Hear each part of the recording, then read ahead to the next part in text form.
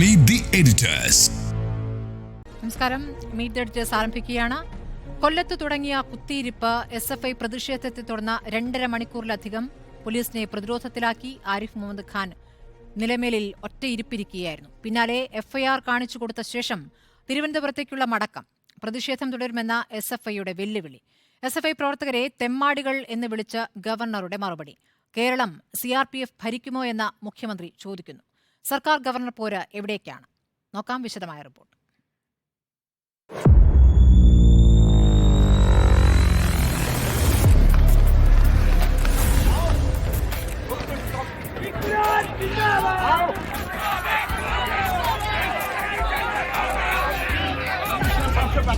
या कोई भी हो उनके यहाँ नहीं तो फिर प्राइम मिनिस्टर के यहाँ बात कराओ.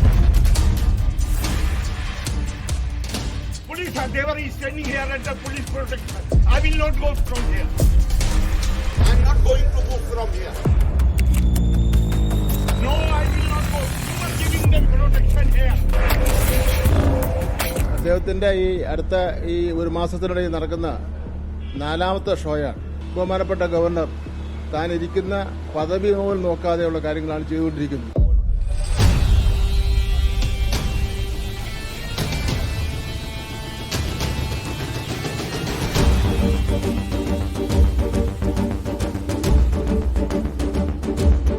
എന്തൊരു ഇരട്ടത്താപ്പാണ് ഗവൺമെന്റിന്. മുഖ്യമന്ത്രിക്കെതിരായി ആരും പ്രതിഷേധം നടത്താൻ പാടില്ല. ഗവർണർക്കെതിരായി സ്വന്തം ആളുകളെ മുഴുവൻ ഇറക്കിവിടുകയാണ്. ഇത് നാടകമല്ലാതെ പിന്നെ എന്താണുള്ളത്? മുഖ്യമന്ത്രിയും ഗവർണറും കണ്ടാൽ സംസാരിക്കില്ല. LP സ്കൂളിലെ കുട്ടികളല്ലേ. തിരുവനന്തപുരത്ത് എത്താൻ നേരത്ത് കുറച്ച് സംഭാരം കൊടുക്കാവുന്ന രീതിയിലാണ് ഇവിടെ ഇരിക്കുന്നത്.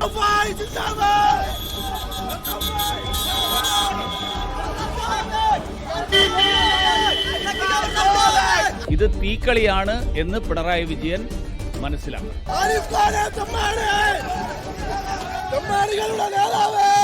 And I consider Kerala police one of the finest police in the country. Who is stopping them from doing their duty? Who can stop them? It is only the political executive. Who is the head of the political executive? It is Chief Minister. ഏത് അധികാരസ്ഥാനവും വലുതല്ല, അതിനു മേലെയാണ് നിയമം. ആ നിയമത്തിന് കീഴെയാണ് ഏത് അധികാരസ്ഥാനവും. ആ നിയമമാണ് സുപ്രീം. അത് കാണണം, അത് മനസ്സിലാക്കാൻ സാധിക്കും. അദ്ദേഹത്തിന് നയപ്രഖ്യാപന പ്രസംഗം വായിക്കാൻ സമയമില്ല. 1.5 മണിക്കൂർ റോഡിൽ കുത്തിയിരിക്കാൻ നല്ല സമയവും. വളരെ ബേഷ്.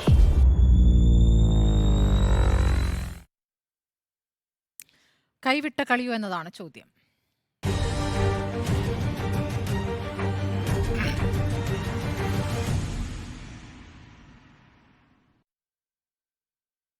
ഉണ്ണിപരശൻ, കഴിഞ്ഞ 2 ദിവസമായി മൗനത്തിലുള്ള പ്രതിഷേധം നമ്മൾ കണ്ടു. അങ്ങോട്ടും ഇങ്ങോട്ടും തിരിഞ്ഞിരിക്കുന്ന 2 നേതാക്കളെയും കണ്ടു. ഇന്നിപ്പോൾ തെരുവിലേക്ക് ഇറങ്ങിയപ്പോഴേക്കും ഗവർണർ ആകെ കൈവിട്ടു പോയിരിക്കുകയാണ്. അദ്ദേഹത്തിൻ്റെ രോഷപ്രതികരണം, അദ്ദേഹത്തിന് ഉപയോഗിക്കുന്ന ഭാഷ, ഒരു സമരത്തെ ഈ രൂപത്തിൽ ഒരു ഗവർണർ നേരിടുന്നത് ചിലപ്പോൾ കേരളം ആദ്യമായിട്ടായിരിക്കും കാണുന്നത്, അല്ലേ? കേരളം തന്നെയല്ല, രാജ്യം തന്നെ ആദ്യമായിട്ട് കാണുന്നൊരു ദൃശ്യമാണ്. ഒരു ഗവർണർ റോഡിലേക്ക് ഇറങ്ങി പ്രതിഷേധക്കാരെ നേരിടുന്ന കാഴ്ച അത്യപൂർവമാണ്. എൻ്റെ ഓർമ്മയിലില്ല. ഞാൻ ആലോചിക്കുന്നത്, സ്മൃതി, എന്താണ് ഈ ഗവർണർ പ്രൂവ് ചെയ്യാൻ ശ്രമിക്കുന്നത്? അല്ലെങ്കിൽ ഗവർണറുടെ ലക്ഷ്യം എന്താണ്? അപ്പോൾ നോക്കൂ, നമ്മൾ വളരെ പെട്ടെന്ന് എത്തിച്ചേരാവുന്നൊരു നിഗമനമാണ് ഈ കേന്ദ്രത്തെ കൊണ്ട് കേരളത്തിൽ ഇടപെടിയിക്കുക എന്നുള്ളത്. അത്ര ഒരു സിറ്റുവേഷൻ ക്രിയേറ്റ് ചെയ്യുക എന്നുള്ളത്. പക്ഷേ അങ്ങനെ ഒരു സിറ്റുവേഷൻ ക്രിയേറ്റ് ചെയ്യാൻ കേരളത്തിൽ സാധ്യമാണോ? അതാണല്ലോ നമ്മൾ ആദ്യം അന്വേഷിക്കേണ്ടത്. നോക്കൂ, ഇപ്പം കേന്ദ്രം ഒരു സംസ്ഥാനത്ത് ഇടപെടുന്നത് ഒന്നുകിൽ അവിടുത്തെ ലോ ആൻഡ് ഓർഡർ സിറ്റുവേഷൻ അത് വളരെ മോശമാകണം. ഇപ്പോൾ ക്രമസമാധാന നില തകരാറിലാകുന്ന ഒരു സ്ഥലത്തെയാണ് സർക്കാരിനെ പിരിച്ചുവിട്ടത്. അപ്പോൾ കേരളത്തിലെ സർക്കാരിനെ പിരിച്ചുവിട്ടിട്ടുണ്ടല്ലോ നേരത്തെ. വിമോചന സമരം നടന്ന കാലഘട്ടത്തിൽ കേരളത്തിലൊരു വലിയ പ്രതിഷേധം സർക്കാരിനെതിരെ രൂപപ്പെട്ടപ്പോൾ അന്ന് കോൺഗ്രസ് സർക്കാർ, ജവഹർലാൽ നെഹ്റുവിൻ്റെ സർക്കാർ EMS മന്ത്രിസഭയെ പിരിച്ചുവിട്ടിട്ടുണ്ട്. അങ്ങനെ ഒരു അനുഭവം കേരളത്തിനുണ്ട്. എൻ്റെ ഓർമ്മയിൽ അവസാനത്തെ സംഭവം എന്ന് പറയുന്നത് 1999 തോന്നുന്നു. ബീഹാറിൽ റാബ്രി ദേവി സർക്കാരിനെ പിരിച്ചുവിടാൻ അന്നത്തെ വാജ്പേയി സർക്കാർ തീരുമാനിക്കുന്നുണ്ട്. അതിൻ്റെ കാരണം യഥാർത്ഥത്തിൽ അന്ന് ഈ സമതാ പാർട്ടിയുടെ നേതാക്കളായിട്ടുള്ള ജോർജ് ഫെർണാണ്ടസും നിതീഷ് കുമാറും NDAയുടെ ഭാഗമാണ്. അവർക്ക് ലാലു പ്രസാദാവാണ് മുഖ്യ ശത്രു എന്ന് പറയുന്നത്. അപ്പോൾ ബീഹാറിലെ സർക്കാർ, അന്ന് റാബ്രി ദേവിയാണ് ഭരിക്കുന്നത്, ബീഹാറിലെ സർക്കാരിനെ എങ്ങനെയും പുറത്താക്കുക എന്നുള്ളത് അന്ന് ജോർജ് ഫെർണാണ്ടസിൻ്റെയും അതുപോലെ തന്നെ നിതീഷ് കുമാറിൻ്റെയും ഒരു അജണ്ടയായിരുന്നു. അപ്പോൾ അതിൻ്റെ ഭാഗമായിട്ട് 1999 വാജ്പേയിയുടെ മന്ത്രിസഭ ബീഹാർ ഗവൺമെൻറ് പിരിച്ചുവിട്ടുണ്ട് 356 വകുപ്പ് ഉപയോഗിച്ചുകൊണ്ട്. അതിനായിട്ട് പറഞ്ഞൊരു കാര്യം, അതാണ് ഞാൻ ഇവിടെ പ്രധാനമായും പറയുന്നത്. അതിനായിട്ട് പറഞ്ഞൊരു കാര്യം എന്ന് പറഞ്ഞാൽ, അന്ന് 12ഓളം ദളിതരായ മനുഷ്യരെ അവിടെ കൂട്ടക്കൊല ചെയ്തു. അപ്പോൾ അങ്ങനെ കൂട്ടക്കൊല ചെയ്ത സമയത്ത് അന്ന് സുന്ദർ സിംഗ് ഭണ്ഡാരി ആയിരുന്നു അവിടുത്തെ ഗവർണർ. അപ്പോൾ ആ ഗവർണറുടെ കയ്യിൽ നിന്ന് ഒരു റിപ്പോർട്ട് വാങ്ങിക്കുന്നു, അവിടെ ക്രമസമാധാന നില തകർന്നു എന്ന് പറഞ്ഞിട്ട്. എന്നിട്ടാണ് ഈ ആർട്ടിക്കിൾ 356 ഇമ്പോസ് ചെയ്തത്. അത് വിജയിച്ചില്ല, പക്ഷേ അങ്ങനെ ഒരു ഡെഫിനറ്റ് റീസൺ ഉണ്ടായിരുന്നു ആ കാര്യത്തിനകത്ത്. 12 പേര്, അതും ദളിതരായിട്ടുള്ള ആളുകൾ കൊല്ലപ്പെടുക എന്ന് പറയുന്നത് ഒരു law and order, serious law and order സിറ്റുവേഷനാണ്. അത് നമ്മൾ കണ്ടില്ല എന്ന് വെക്കാൻ കഴിയില്ല.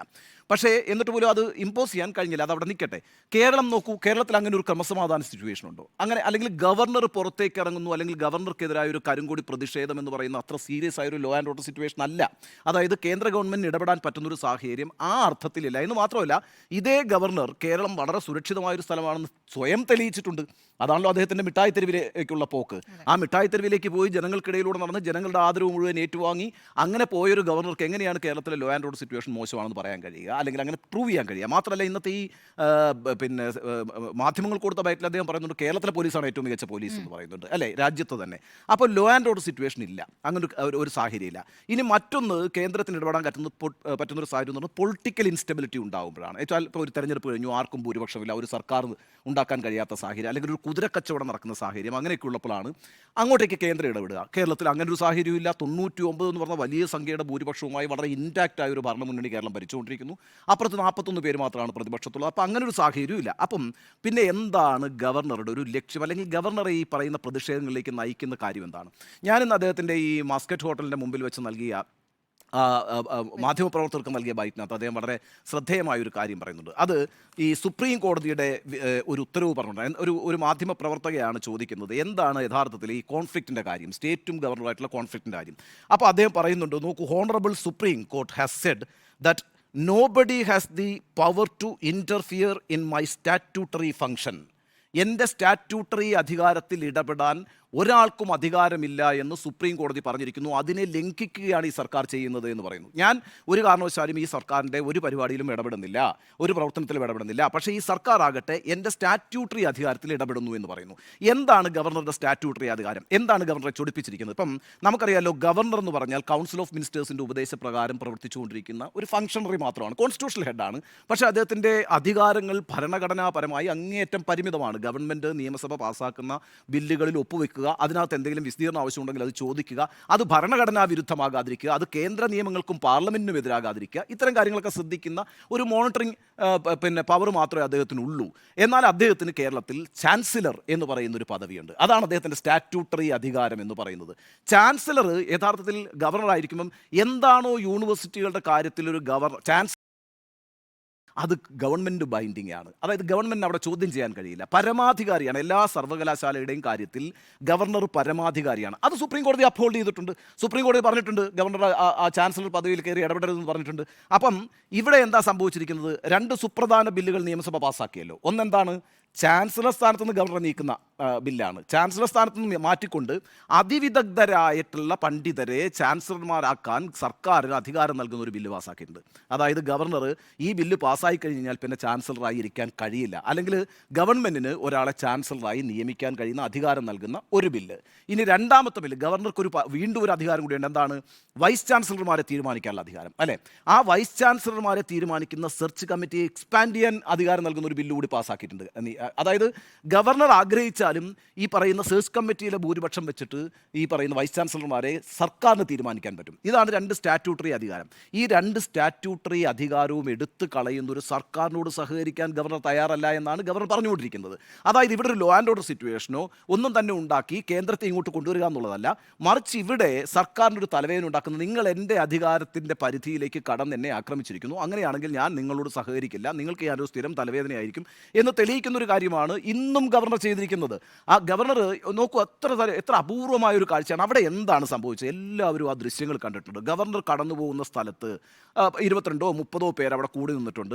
ആ കൂടുന്ന ആളുകൾ കരിങ്കൊടി കാണിച്ചിട്ടുണ്ട്, ബാനർ ഉയർത്തിയിട്ടുണ്ട്.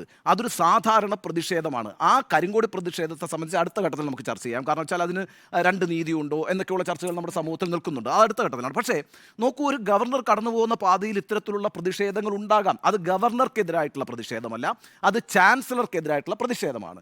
ആ പ്രതിഷേധത്തിൻ്റെ സ്ഥലത്തേക്ക് ഇറങ്ങിപ്പോയി നിന്ന് ബഹളമുണ്ടാക്കുകയും ഒരു കടയുടെ മുമ്പിൽ പോയി 1.25 മണിക്കൂറൊക്കെ കുത്തിയിരിക്കുകയും ചെയ്യേണ്ട ഒരു സാഹചര്യം യഥാർത്ഥത്തിലില്ല. But he is creating such a situation. അതെന്തിനാണ് അങ്ങനെ ചെയ്യുന്നതെന്ന് വെച്ചാൽ അത് സർക്കാരിന് തലവേദന ഉണ്ടാക്കിക്കൊണ്ടിരിക്കുക എന്നുള്ളൊരു ലക്ഷ്യമാണ്. അതുകൊണ്ട് ഗവർണറുടെ ഈ കളി എന്ന് പറയുന്നത് കേന്ദ്രത്തിന് കേരളത്തിലേക്ക് വന്നിറങ്ങാൻ, ഇപ്പോൾ ഈ പറയുന്ന 30 CRPF ഇട്ടുകൊണ്ടൊന്നും മുഖ്യമന്ത്രി ചോദിച്ചു വളരെ കൃത്യമാണ്. CRPF കേരളം ഭരിക്കാൻ പോകുന്നത്? അങ്ങനെ CRPF അതുപോലെ തന്നെ ബ്ലാക്ക് കാറ്റ്സും ഒക്കെ പല ആളുകൾക്കും സെക്യൂരിറ്റി നൽകുന്നുണ്ട്. ആ സെക്യൂരിറ്റി നൽകുന്നതുകൊണ്ട് അവർ അധികാരത്തിലേക്ക് വരികയോ അവർ പവർഫുൾ ആകുകയോ ഒന്നും ചെയ്യുന്നില്ല. അപ്പം ഗവർണർ ഇന്ന് കാണിച്ചത് ഈ പറയുന്ന സംസ്ഥാന സർക്കാരിനുള്ള അദ്ദേഹത്തിൻ്റെ ഒരു ദേഷ്യവും തൻ്റെ അധികാരത്തെ വെട്ടിക്കുറയ്ക്കാനുള്ള നീക്കത്തിനെതിരായിട്ടുള്ള പ്രതിഷേധവുമാണ്. അതാണ് അദ്ദേഹം കഴിഞ്ഞ കുറേ നാളുകളായി കാണിച്ചുകൊണ്ടിരിക്കുന്നത്.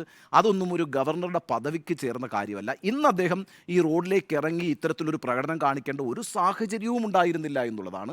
പക്ഷേ അനാവശ്യമായൊരു സിറ്റുവേഷൻ ഗവർണർ ഉണ്ടാക്കിയെന്ന് വിചാരിക്കുന്ന ഒരാളാണ് ഞാൻ. അതുകൊണ്ട് കേന്ദ്ര സർക്കാർ ഒന്നും ഇങ്ങോട്ട് വരാനും പോകുന്നില്ല. അവർക്ക് ഇവിടെ ഇടപെടേണ്ട സാഹചര്യമില്ല. ഭരണഘടനാപരമായി നിയമപരമായി ഒന്നും അത് സാധ്യമായൊരു സാഹചര്യം ഇപ്പോൾ കേരളത്തിലില്ല. അതുകൊണ്ട് ഗവർണറുടെ ഈ കളിയൊക്കെ ഒരു നാടകമായി ഒരു വാർത്തയിൽ ഇങ്ങനെ ബഹളമൊക്കെ ഉണ്ടാക്കി നിൽക്കുമെന്നുള്ളൊരു അപ്പുറത്തേക്ക് അത് ഒരു ഗുരുതരമായ രാഷ്ട്രീയ പ്രതിസന്ധിയായോ ഭരണഘടനാ പ്രതിസന്ധിയായോ പിന്നെ എന്താ പറയുക വിപുലപ്പെടും എന്ന് ഞാൻ വിചാരിക്കുന്നില്ല. ഇതാണ് ആദ്യഘട്ടത്തിൽ എനിക്ക് പറയാനുള്ളത്. കൈവിട്ട കളിയാണോ എന്ന് ചോദിക്കുമ്പോൾ കൈവിട്ട കളി തന്നെയാണ്. പക്ഷേ ഉണ്ണി ബാലകൃഷ്ണൻ ചൂണ്ടിക്കാണിച്ചതിൽ നിന്ന് വ്യത്യസ്തമായി എനിക്ക് തോന്നുന്നത് കേന്ദ്രത്തിൻ്റെ ഇടപെടൽ ആവശ്യപ്പെട്ടുകൊണ്ട് ഇവിടുത്തെ ഇത്തരം ദൃശ്യങ്ങൾ താൻ ആക്രമിക്കപ്പെടുന്ന തൻ്റെ ജീവന് ഭീഷണിയുണ്ട് എന്നുള്ളതാണ് ഗവർണർ ആവർത്തിച്ച് പറഞ്ഞത്. ഈ SFI പ്രവർത്തകർ കരിങ്കൊടിയുമായി വന്ന് തന്നെ അപായപ്പെടുത്താനുള്ള ശ്രമമാണ് നടത്തുന്നതെന്നാണ് അദ്ദേഹം പറഞ്ഞത്. ഇന്നത്തെ അദ്ദേഹത്തിൻ്റെ പ്രതികരണം, ആ കാറിൽ നിന്ന് ഇറങ്ങി നടത്തിയ പ്രതികരണം, അദ്ദേഹം പറയുന്നത് കാറിൽ നിന്ന് ഇറങ്ങാതെ പോലീസ് നടപടി എടുക്കുന്നില്ല. താൻ 2 തവണ കാറിൽ നിന്നിറങ്ങിയപ്പോഴാണ് FIR ഇട്ടത്. അതല്ലാതെയുള്ള പ്രതിഷേധങ്ങളിലൊന്നും ഈ SFI പ്രവർത്തകർക്കെതിരെ നടപടിയെടുത്തിട്ടില്ല. തെമ്മാടികൾ എന്ന് വിളിക്കുന്നു. തിരിച്ച് SFI പ്രവർത്തകരുടെ ബാനറുകളിലെ പ്രതിഷേധങ്ങളിലായാലും തിരിച്ച് മുദ്രാവാക്യങ്ങളിലായാലും മാന്യത കൈവിട്ടുകൊണ്ടുള്ള പ്രതികരണങ്ങളുണ്ട്. ഇന്നിപ്പോൾ ആ പ്രവർത്തകരെ ആട്ടുന്ന ഗവർണറെയാണ് നമ്മൾ കണ്ടത്. ഹട്ടോ ഹട്ടോ എന്ന് പറഞ്ഞ് ആട്ടുന്ന ഗവർണറെ കണ്ട ഒരു ഗവർണർ ചെയ്യേണ്ട രീതിയാണോ? ഗവർണറുടെ പ്രതികരണം ഈ രൂപത്തിലാണ്. നേരത്തെ പറഞ്ഞ പോലെ രാജ്യത്ത് തന്നെ കാണാത്ത രീതിയാണ്. രാഷ്ട്രീയമായ അഭിപ്രായ വ്യത്യാസത്തിൻ്റെ പുറത്ത് പല ഗവർണർമാരും രാഷ്ട്രീയമായ ഉദ്ദേശത്തോടു കൂടി ആ സംസ്ഥാന സർക്കാരുകളുടെ ഭരണത്തിൽ ഇടപെടുന്നത് നമ്മൾ കണ്ടിട്ടുണ്ട്.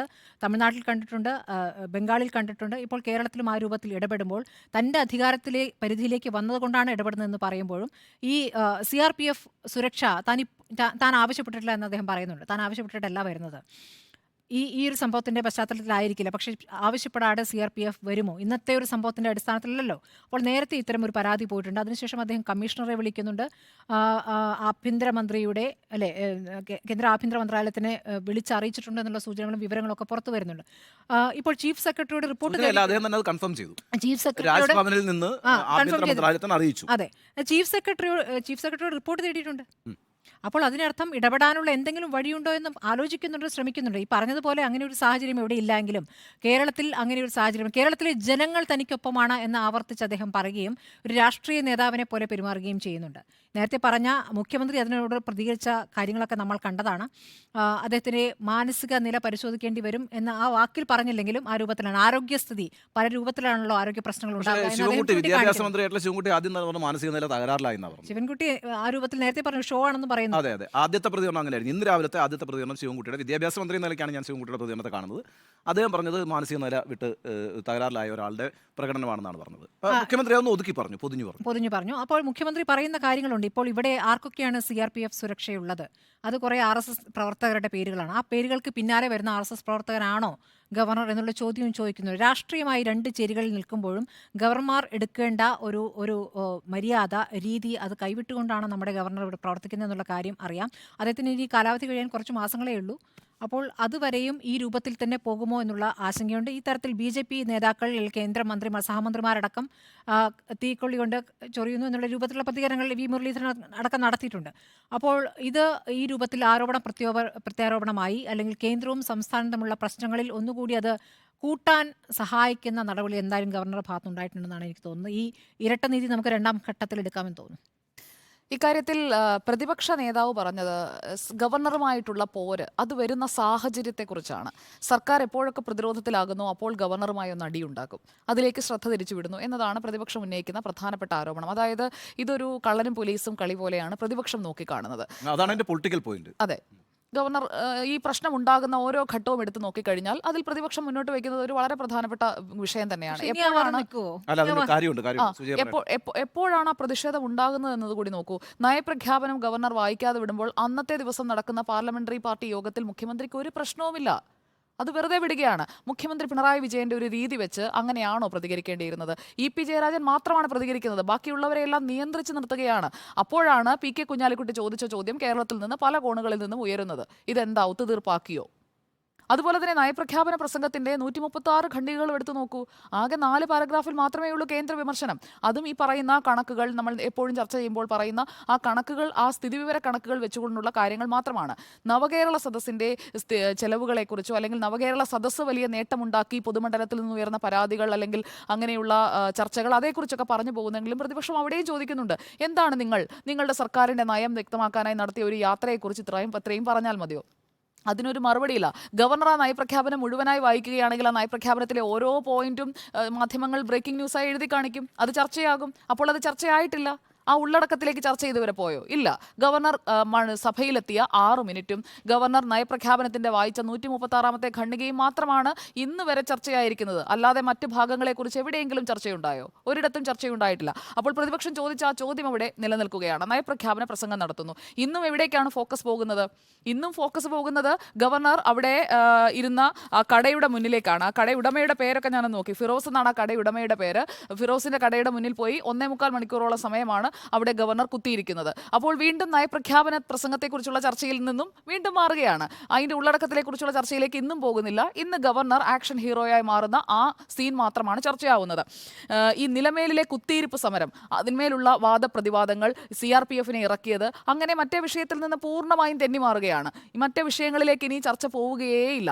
ഇനി ചർച്ച പോകാൻ പോകുന്നത് ഗവർണർ നടത്തിയ ഷോ, ഗവർണർ നടത്തിയ കുത്തിയിരിപ്പ് സമരം, SFIക്കാർ സംഭാരം കൊണ്ടുവന്നത്. അപ്പോൾ SFIയെ മുഖ്യമന്ത്രി ഇറക്കി വിടുകയാണോ എന്ന ചോദ്യം അവിടെ ഗവർണർ ഉയർത്തുമ്പോൾ ഈ ചോദ്യം തന്നെയാണ് ഗവർണർ ആവർത്തിച്ച് ചോദിച്ചുകൊണ്ടിരിക്കുന്നത്. അപ്പോൾ SFI ഗവർണർ അല്ലെങ്കിൽ SFI വേഴ്സസ് ചാൻസലർ എന്ന ഒരു പോരാട്ടം ഇവിടെ ഇങ്ങനെ കണ്ടിന്യൂ ചെയ്ത് പോകേണ്ടത് മറ്റു വിഷയങ്ങളിൽ നിന്നുള്ള ചർച്ച വഴിതിരിച്ചു വിടാൻ പ്രധാനപ്പെട്ടതാണെന്ന് പ്രതിപക്ഷം കരുതുന്നു. ആ പോയിന്റ് അവിടെ വാലിഡായി നിൽക്കുന്നു എന്ന് തന്നെയാണ് ഞാൻ കരുതുന്നത്. നമുക്ക് രണ്ടാം ഘട്ടത്തിൽ വേണമെങ്കിൽ അതിൽ നിങ്ങൾക്ക് ഡിഫറൻ്റ് ആയിട്ടുള്ള ഒരു പെർസ്പെക്റ്റീവ് ഉണ്ടെങ്കിൽ നമുക്കതിൽ ആർഗ്യൂ ചെയ്യാം. പിന്നെ ഇവിടെ ഈ ചോദ്യത്തിലേക്ക് വന്നു കഴിഞ്ഞാൽ കൈവിട്ട കളിയോ എന്നാണ് ചോദിക്കുന്നത്. കൈവിട്ട കളിയോ എന്ന ചോദ്യത്തിന് ഗവർണറുടേത് മാത്രമാണ് കൈവിട്ട കളിയെന്ന് ഞാൻ കരുതുന്നില്ല. കാരണം മുഖ്യമന്ത്രിയും മന്ത്രിമാരും മറ്റ് നേതാക്കളും ഇടതുപക്ഷത്തു നിന്നുള്ള നേതാക്കളും ഒക്കെ ഗവർണറെ ഒരുപാട് അപഹസിക്കുന്നുണ്ട്. അപ്പോൾ മാന്യത വിട്ടുള്ള പെരുമാറ്റം അത് ജനങ്ങൾ കണ്ടുകൊണ്ടിരിക്കുകയാണ്. മാന്യത വിട്ടുള്ള പെരുമാറ്റം അല്ലെങ്കിൽ സഭ്യമല്ലാത്ത പദപ്രയോഗങ്ങൾ അതെല്ലാം തുടർച്ചയായി ഉണ്ടായിക്കൊണ്ടേയിരിക്കുന്നത് സ്റ്റേറ്റിൻ്റെ ഹെഡായിട്ടുള്ള മുഖ്യമന്ത്രിയിൽ നിന്നും ഗവർണറിൽ നിന്നുമാണ്. രണ്ടു കൂട്ടരും അവരവരുടെ പദവികളുടെ ഒരു മഹത്വം മനസ്സിലാക്കാതെയുള്ള പ്രതികരണങ്ങളിലേക്ക് പോകുന്നു. അതും ഒരു വാർത്താ സമ്മേളനം വിളിച്ചുകൊണ്ട് മുഖ്യമന്ത്രി പറയുന്നു. മറുഭാഗത്ത് മാസ്കറ്റ് ഹോട്ടലിൽ നിന്ന് വന്നിറങ്ങി ഗവർണറും അതേ രീതിയിലുള്ള പദപ്രയോഗങ്ങൾ നടക്കുന്നു. ഇവിടെ ഇപ്പോൾ ഫിറോസിന്റെ കടയുടെ മുന്നിൽ പോയി കുത്തിയിരുന്നു. ആ 1.25 മണിക്കൂർ കുത്തിയിരുന്നതിന് ഫിറോസിന് 1000 രൂപ നഷ്ടപരിഹാരവും കൊടുത്തു.